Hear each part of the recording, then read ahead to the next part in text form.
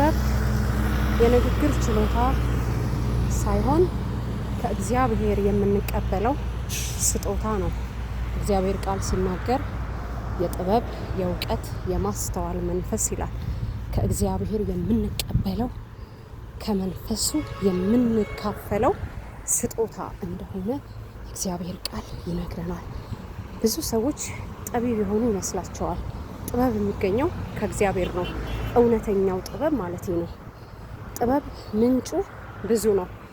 አንደኛው እና ልንኖርበት ልንጠቀምበት እግዚአብሔር ለኛ የሰጠው ጥበብ ከላይ የሚወርድ ሰማያዊ ጥበብ ይባላል።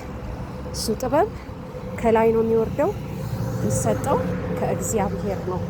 ባህሪው ደግሞ እግዚአብሔርን ከመፍራት የሚጀምር ነው። ማንም ሰው እግዚአብሔርን በማይፈራ ሕይወት እየተመላለሰ ጥበበኛ ነኝ ቢል የዛ ሰው ጥበብ ከስጋው ከምድር ወይም ደግሞ ከአጋንንት የተቀበለው ጥበብ እንደሆነ እግዚአብሔር ቃል ያዕቆብ መልእክት ላይ ይነግረናል። የጥበብ ምንጩ አንደኛው እግዚአብሔር ሲሆን ሁለተኛው አጋንንት ምድራዊ የሆነ ጥበብ እና የስጋ ጥበብ ይባላል።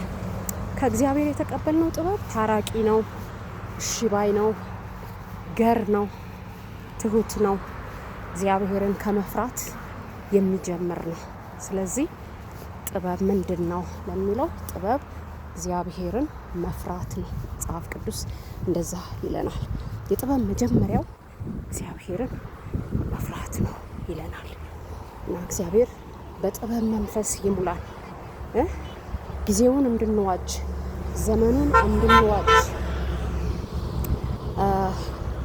ክርስትናን በሚመጥን ህይወት ለመመላለስ እግዚአብሔርን በሚመስል ህይወት ልጁ ክርስቶስ ኢየሱስን በሚመጥን ደስ በሚያሰኝ ህይወት ለመመላለስ ዘመኑን ለመዋጀት ጊዜውን ለማወቅ ጊዜውን ለመመርመር ምን ያስፈልገናል? ጥበብ ያስፈልገናል። ጠቢባን ጊዜን ይዋጃሉ። ጠቢባን ጊዜውን ያውቁታል። ስለዚህ እግዚአብሔር ጠቢባን እንድንሆንለት ይፈልጋል። በመጽሐፍ ቅዱሳችን እግዚአብሔር በጣም ታላላቅ ስራ የሰራባቸው የእግዚአብሔር ሰዎች በጥበብ መንፈስ የተሞሉ ናቸው። የሚገርመው ራሱ ጌታችን ኢየሱስ ክርስቶስ የጥበብ መንፈስ እንደተሞላ ይነግረናል። ኢሳያስ የጥበብ መንፈስ፣ የእውቀት መንፈስ፣ የማስተዋል እግዚአብሔርን የመፍራት መንፈስ ያርፍበታል ተብሎ ትንቢት ተነግሮለታል። ሉቃስ ላይም በጥበብ በሞገስ በቁመት በእግዚአብሔርና በሰው ፊት ያድግ ነበረ ተብሎ ተጽፎለታል።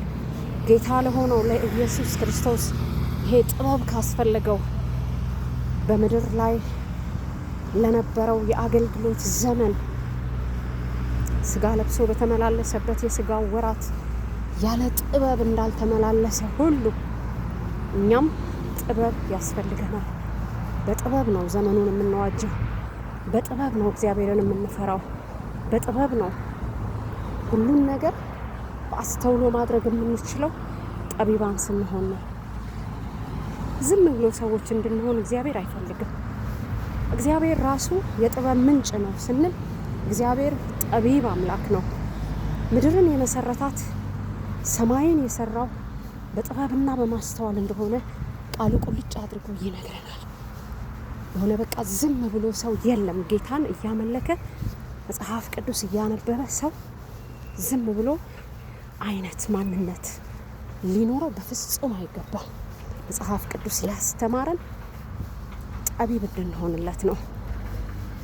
ጠቢብ ማለት የልብ ሰው፣ ልቡ ብሩህ የሆነ ሰው፣ አስተሳሰቡ ብሩህ የሆነ ሰው፣ አይምሮ ብሩህ የሆነ ሰው ነው። ስለዚህ ጠቢባን እግዚአብሔርን ይፈራሉ፣ እግዚአብሔርን የሚፈሩ ደግሞ ምድርን ይወርሳሉ ይለናል እግዚአብሔር ቃል። እግዚአብሔር አምላክ ይባርካችሁ። በጥበብ መንፈስ፣ በእውቀት መንፈስ፣ በማስተዋል መንፈስ ሁላችንንም እግዚአብሔር ይባርክን። ተባረኩ። በጌታ በኢየሱስ ስም አሜን። ሃሌሉያ።